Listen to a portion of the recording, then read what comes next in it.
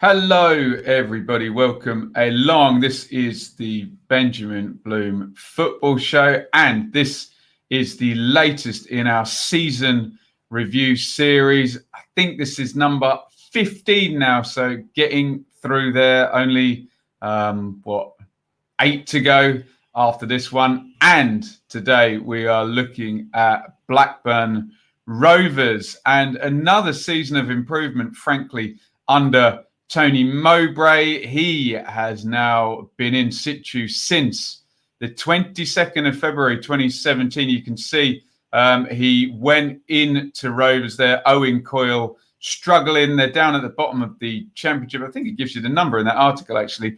Yeah, 23rd in the table, 3 points from safety, 15 games remaining. On the surface, that doesn't sound too far, but they were really a struggling team that season. And Mowbray could not save them, but he could bring them back. And as you can see there, despite that relegation in 16-17, a brilliant run in League One there. Look, 96 points, and only second place with 96 points. My goodness me. But much development of Bradley Dack down there, a winning mentality brought into the championship. And sorry, I'll bring it back up, because they are going to then secure a 15th place spot in the championship. So despite that relegation to begin with, coming in at the end of the season, a really decent promotion and a good bounce back job, and then a very stable and solid 15th position there. This was the genesis of that team that finished in 15th place. You can see David Raya, he is going to be off to Brentford. Charlie Mulgrew, well, he was a mainstay, but not really going to feature going forward this season. Smallwood, well, he's just gone out, hasn't he, this past couple of days. So he on the way out. Harrison Reed in on loan. And you can see as well Danny Graham up the top there. So definitely a move away in this season for Tony Mowbray. There are the departures. You can see the one big one was David Raya there, 3 million quid. Otherwise, no biggies other than look at the bottom there, Mulgrew, who did make a lot of minutes and get a lot of goals and assists actually from centre half. Again, they go big up front on the recruitment. Ben Brereton had come in the previous season, not made that much of an impact, but Sam Gallagher, age 23, 5.85 million. It does make a lot of sense. If you're going to spend your money, spend it on a striker and spend it on a younger player indeed. So some sense there that they're trying to do. I've seen Peterborough do this over and again, haven't they? Recruit strikers, develop them, get them goals and sell them on. Otherwise, very clever, I think. Experience there in Bradley Johnson and Stuart Downing coming in those midfield positions. Obviously, long stints at Derby and Middlesbrough, and maybe those clubs wanted to move on, but still able to offer quality. And as with all teams that do well in the Championship, you're relying on loans. Tosin Adarabio had done a season at West Brom, so he comes in as a centre-back, frankly, as well, when he'd been working a lot at full-back at West Brom. So he was definitely ready. And Christian Walton as well from Brighton. Greg Cunningham going to be used less. And look down the bottom there. Lewis Holtby, who Premier League fans will remember from Spurs, comes in on a free. So pretty focused recruitment there. The money that's been spent invested in a forward who's young. So that seems sensible. Then experience on free transfers, loans, and a clever one with Holtby as well. You'd say pretty focused, pretty sensible recruitment. Into the start of the season, slow start. That's the first 14 games I've put up there. A nice little splurge of 4 wins in 6 through late August and September, but not really enough points going on the board to, be upwardly mobile and looking at the top half of the table. In fact, you're looking more downwards, really. Look at Middlesbrough there in the bottom 3 on 12 points. Rovers only 3 points above them. So not really the most auspicious start there. 7 defeats in the first 14 for Tony Mowbray and his team. However, look at this for a run, especially those first 1, 2, 3, 4, 5, 6, 7, 8 games there. 6 wins and a draw in 8 games is a superb run. Just sadly coming up to end of year there, only 1 win in the last 5. They really could have been pushing on there. Excellent run there. And all of a sudden, okay, only 17th to 13th, but we know the story of this season and a congested, right the way through really, a congested sort of 5th to even in this point, 13th place. And realistically, in the playoff picture, yes, of course, 3 points off 6th place going into year end. And just that run of those 1 win in the last 5, and they could have been looking at a January really able to have a push, although a lot of traffic this year, let's just say. Bad news, though, a couple of games from the end of the year. That is Bradley Dack on the sidelines there, a cruciate ligament injury, and he is going to miss most of 2020, the local paper in Blackburn reporting there. Dack had been a clear star there, top scorer last season, playing off Danny Graham, a proper number 10 in a division that doesn't really have many in terms of a creator and a goal scorer from that position, just off the striker. Shame, really good player working well. A quiet January is never a bad thing. Mulgrew comes back from Wigan on loan, but as I said, he's not really going to feature and nothing really in terms of departures there. As you'd imagine, with Dack out, a slowdown ensues. However, these splurges do continue with Blackburn. That amazing 5-0 win over Sheffield Wednesday, who started to fall apart at that point. 4 wins in 6 again, but then following it up with only 1 win in 4, you can see they didn't ever build up that consistency to merit a playoff position here. However, because, as I've said many times, of the middling form of the teams that were in the playoff chase, still in there, and in fact up into 10th place with that run of 4 wins in 6, propping them up. So you can see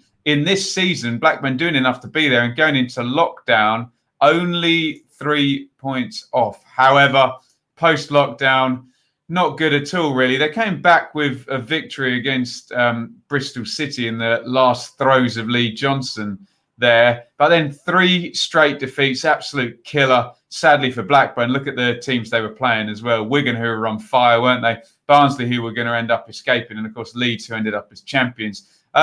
7 points in the next 4 games, not terrible, but they were done for with those 3 straight defeats and really on the beach for pretty much the last 3 games after losing to playoff rivals.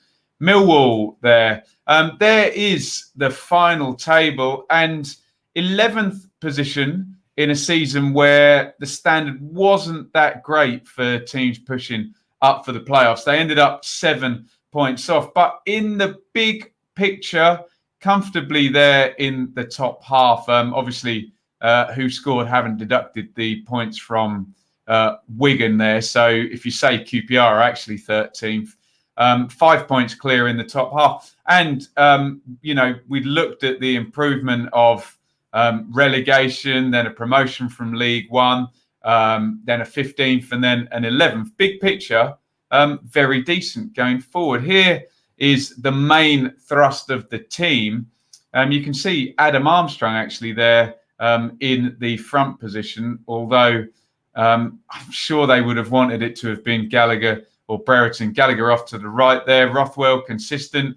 Johnson and Travis there. No Downing in that who scored 11, I guess because he was moved about so much, ending up being a wing back, being a number 10, being a number sort of a number 6, sitting back in that deep line playmaker position. But Adarabio and Lenihan, Bell, Niambi and Walton, very solid back 5, as you know from Tony Mowbray's playing career going to be good generating that. Here are the players that played over 1,000 minutes in the league. You can see Walton there, ever present. Armstrong, great season for him there with the 16 goals. Travis, Downing. Here's where you do come across a few issues, because in those top 6 minute makers, you've got a Loney in Walton, a Loney in Adrabio, and Downing, a 36-year-old. I'm sure he will do another season, but certainly some borrowed and aging players, and Bradley Johnson, less so, age 33. But you can see it's going to need a little bit of regenerating next season. As with all of these videos, here are my conclusions there. Rovers, the top bullet point there, slow start and finish. Really, I didn't do the maths, but I'm sure if you took out the first few and the last few games, you'd see probably they'd be more like a just on the edge of the playoffs type team, but really splurgy, stripy form through the season, and those 2 poor runs. I've put there striker investment not paying off. I think that's 2 seasons running now where Brereton's come in for a bit of money and Gallagher has.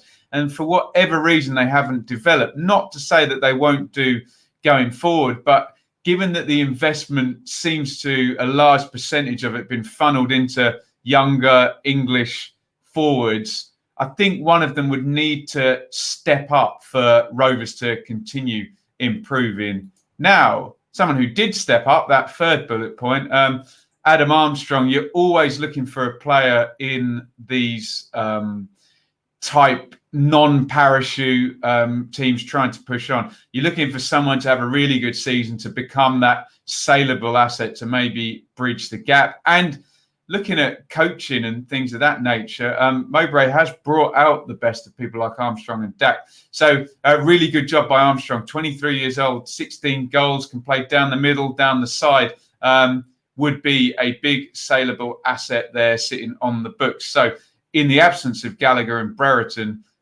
delivering over the past 2 seasons, Dack and Armstrong have, and as I say, sit on the books as really good assets. I've put their perfect storm needed. It feels like for Rovers to have a playoff possible run or finish, they need everything to go right. They need the recruitment to go right because it's small and focused. They need to not have Bradley Dack, for example, get a cruciate ligament injury. They need everything to be solid. They need the loanees, everyone to stay fit, and then maybe it will happen. That's just what they're up against in terms of club size and against these parachute teams and well-coached teams. But my bottom bullet point there would be Tony Mowbray with a thumbs up. Okay, I might be a bit of a biased Ipswich fan and a big fan of Tony Mowbray, but okay, they went down, but very, very steady progress since. A really good promotion from League One, then a 15th, then an 11th. If they can keep moving, then they're going to be into that top 10, which means on the edges of the playoffs, and you would think challenging. What does need to happen, though, is this recruitment needs to just pay off for him a little bit more, because the money's gone into Brereton and Gallagher, and really it's been Dack and Armstrong that's propped up that front end of the pitch for him. So that would be my conclusions on Blackburn. I think generally a thumbs up and a decent 11th place finish. And hopefully I've outlined what I think would be good going forward for them. Please, if you're a Rovers fan, get your comments in on that. Agree, disagree, absolutely fine. Just keep it civil. Any fan of any other team as well, let me know how you think Blackburn have done, particularly bigger picture under Tony Mowbray. As ever, you can support this channel via the super chat function. This will go up as a premiere, so you can still hit that live chat button, hit the $1 and donate to the channel. You can subscribe on Patreon. A lot of people have already, which is fantastic. That just helps me out as we're growing the channel.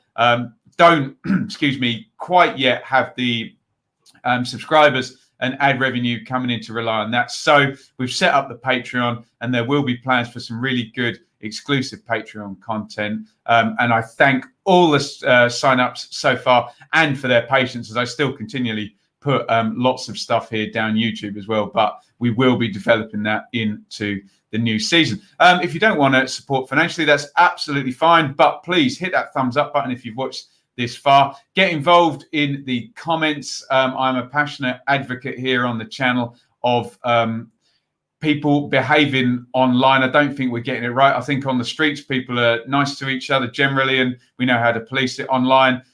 People can be not very nice, and I don't particularly like to see that. And I think we need to do better at calling people to account. So I'm doing so here. Please make this a good place for discussion. I'm not talking wimpy safe spaces or those terms that people don't like, but for God's sake, it doesn't cost anything to have a discussion being civil. By virtue of the fact, if you disagree with anybody or if you think that you know more, there's no need to shout at them and be a prick, frankly. So use the platform to discuss, debate, and to educate if you feel you know more, rather than screaming and shouting as people tend to have a habit of. But the main thing there, you can see there, it says 10,000 subscribers. We're actually up to 11,200 now. It's really growing well. Hit that subscribe button, ring the bell, and become a super subscriber. Be notified of everything here. Championship content. We're going to be going through the close season transfer updates. Still waiting for news from Watford for a new manager there. I'll do a live stream probably once every 4 or 5 days as well, and a Q&A there as we wait for the fixtures, the new kits, and then September the 12th. And the new season begins again, where you can follow all of the championship here with me. Watch-alongs, reviews, previews, I've just witnessed. Hopefully, I'll even be able to go to a game, by God. So, in the meantime, keep patient. That was season review number 15. God, I've spent some hours on these. So, get your thoughts in the comments. And a pretty decent job by Tony Mowbray at Blackburn Rovers. Thank you very much for watching. See you on the next video. Over and out.